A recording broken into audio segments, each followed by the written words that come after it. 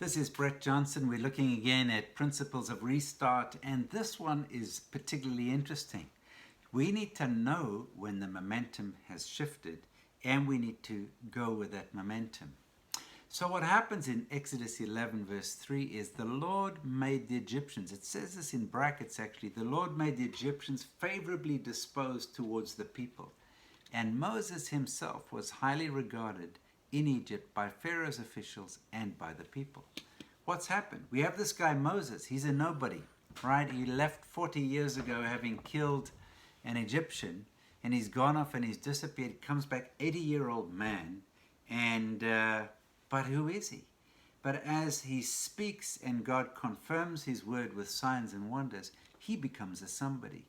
And the momentum shifts from the all-powerful Pharaoh to this shepherd that comes out of the desert with a serious suntan and probably a big beard and a few wrinkles. And the momentum shifts towards him.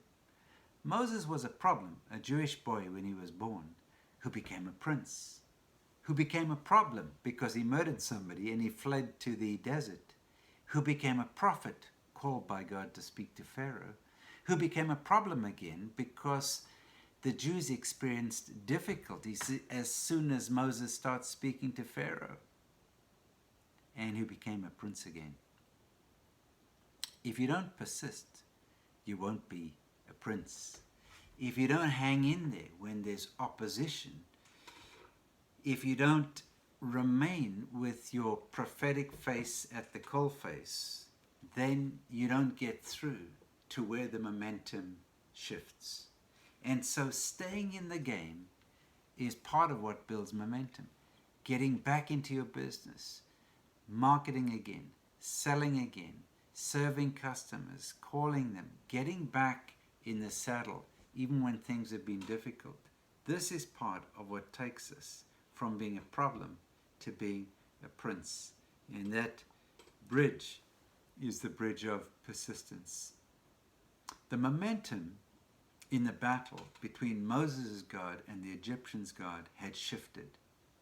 And the key thing is that when the momentum shifts, don't back off. Keep your pedal to the metal, as they say. Keep pressure on the thing, because otherwise, what's the saying?